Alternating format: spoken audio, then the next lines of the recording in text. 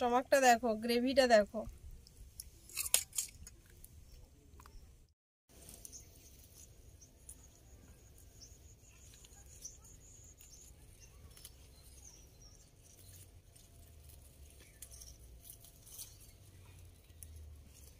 বেগুন গাছের ভেতরে ভেতরে পালং শাক, কিছু পালং শাক তুলে নেব।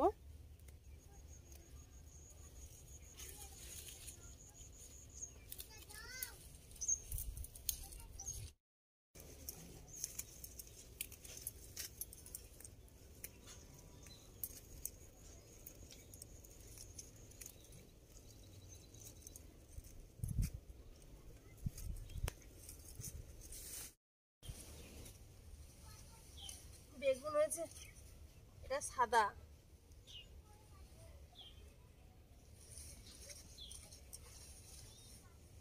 ওই দিকটা আরো হচ্ছে।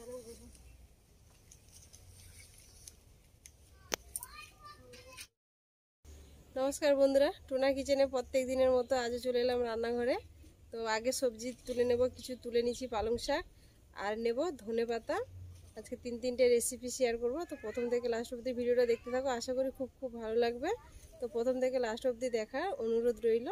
তো পালং শাক তুলে নিয়েছি, পালং শাক দিয়ে গাঠি কচুর ঘন্ট হবে, আর হচ্ছে মুরগির যে চিকেনের যে স্টমাক কষা কষা হবে, আর হচ্ছে মাছের ঝাল হবে। তো দেখতে থাকো।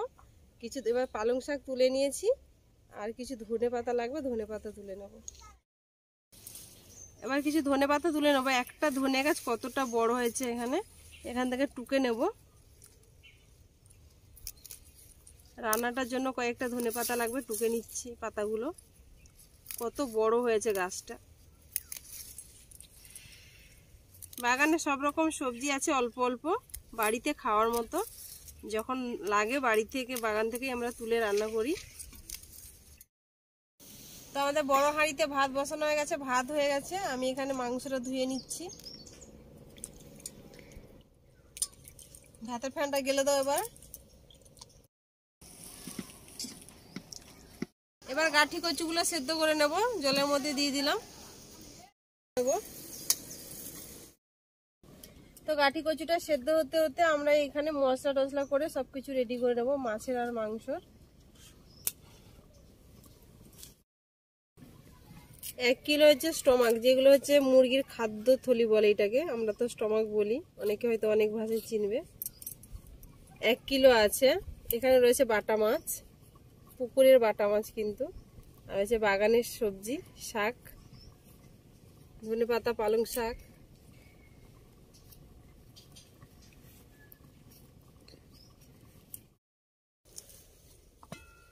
গাঠি কচুটা কিন্তু সেদ্ধ হয়ে গেছে, এবার তুলে নেব। আর ওই এখানে গাঠি কচুটা সেদ্ধ হয়ে গেছে, আর ওইদিকে দিদির হচ্ছে শাকটাও কাটা হয়ে গেছে। এবার গাঠি কচুটা তুলে নেব, তুলে ছাড়িয়ে নেবো আর কি খোসাটা।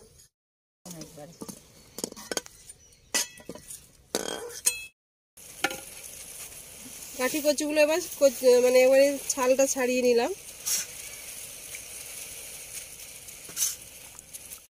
আগে কচুটা রান্না করে নেব, পালং শাকের কচুটা। তো কড়াইয়ের মধ্যে সরষে তেল দিয়ে দিচ্ছি।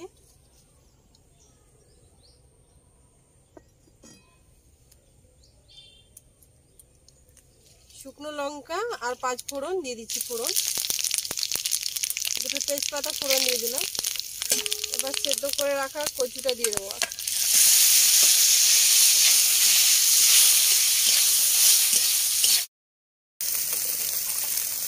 এবার পালং শাকগুলো দিয়ে দিচ্ছি।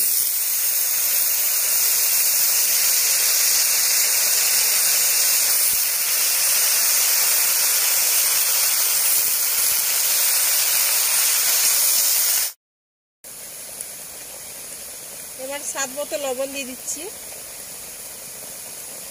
এই পালং শাকটা কিন্তু বাগানের একদম সার ছাড়া, একমাত্র গোবর সার দিয়ে লাগানো হয়েছিল। আর বিশেষ কিছু এই রান্নাতে বিশেষ কিছু মশলা লাগবে না, এটাই কিন্তু খেলে শরীরের পক্ষে খুব উপকার, একদম প্রোটিনে ভরপুর। কিন্তু তেল মশলা অল্প দিয়ে এরকম টাটকা সবজি রান্না করলে কিন্তু খুব পুষ্টিকর খাবার, ছোট থেকে বড় সবাই কিন্তু খেতে পারে।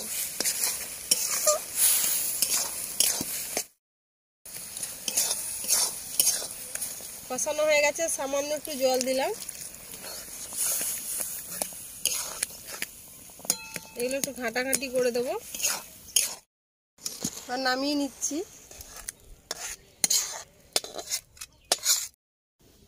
এবার মাছটা রান্না করে নেব। সাইজের বাটা মাছ, একদম মাছগুলো এবার ভেজে নেব। কড়াই তেল গরম হয়ে গেছে, দিয়ে দিচ্ছি।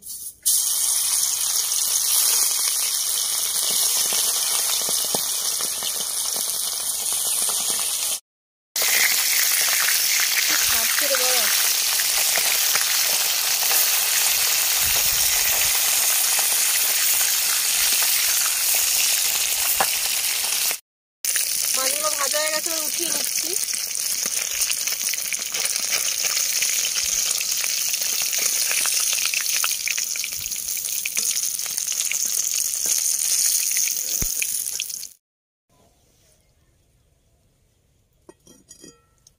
মাছ ভাজার তেলে আর কিছু তেল দিয়ে দিলাম, আর পেঁয়াজটা দিয়ে দেবো।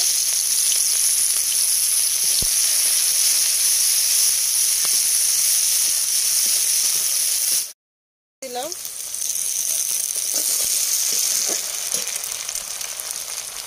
রসুন, দিয়ে দিলাম রসুন বাটা। পেঁয়াজ রসুনটা ভাজা হয়ে গেছে, এবার আদা, হলুদের গুঁড়ো, লঙ্কার গুঁড়ো দিয়ে দিলাম একসাথে।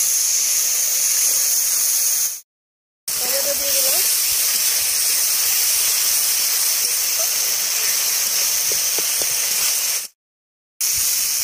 জল দিয়ে দিলাম।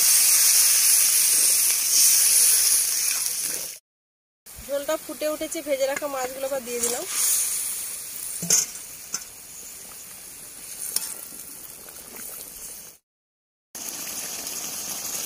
মাছটা হয়ে গেছে, নামিয়ে নিচ্ছে। এবার গা মাখা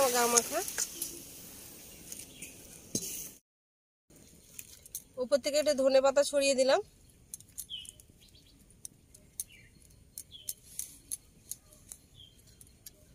স্টমাকটা রান্না করে নেব। সরষের তেল দিয়ে দিচ্ছি। শুকনো লঙ্কা ফোড়ন দিয়ে দিলাম, কয়েকটা জিরে দিয়ে দিলাম, পেঁয়াজ আর কাঁচা লঙ্কা দিয়ে দিলাম।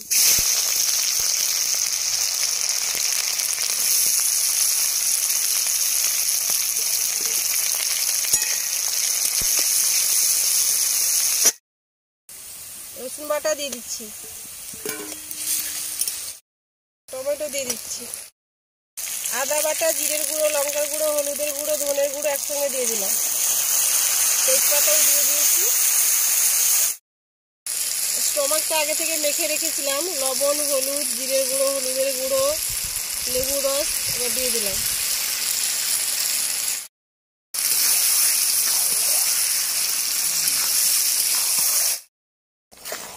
কষানো হয়ে গেছে, দেখো কতটা গ্রেভি বেরিয়ে গেছে। জল দেইনি কিন্তু, এটা কষাতে কষাতে গ্রেভিটা কিন্তু এতটা ছেড়েছে। সামান্য অল্প একটু জল দেব।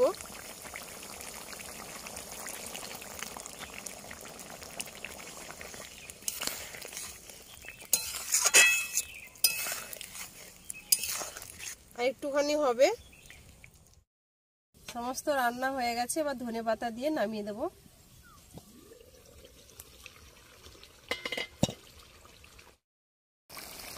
ধনেপাতা উপর দিয়ে দিচ্ছি।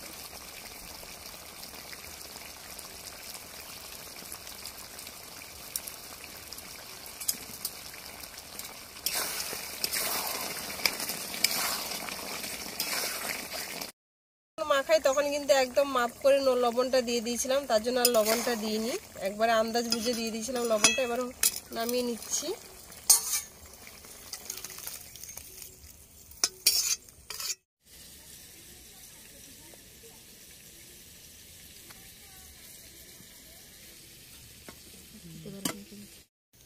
সমস্ত রান্না বান্না হয়ে গেছে, এবার খাওয়া দাওয়া হবে।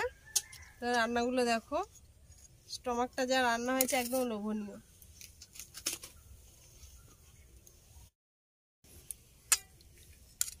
স্টমাকটা দেখো, গ্রেভিটা দেখো, একদম লাল লাল কষা কষা চিকেন। এই রান্নাটা কিন্তু রুটি দিয়ে, লুচি দিয়ে, ভাত, পরোটা সব কিছু দিয়ে কিন্তু খাওয়া যাবে। এই যে বাটা মাছের ঝাল, পালং শাক গাঠি কচুর ঘন্ট রেডি, এবার খাওয়ার অপেক্ষা।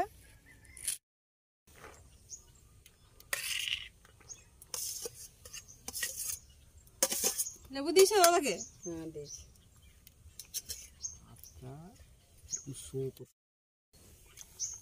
খাও খাও, লেবুটা মা খাও, সব হবে। হ্যাঁ নাম নাম খাও না।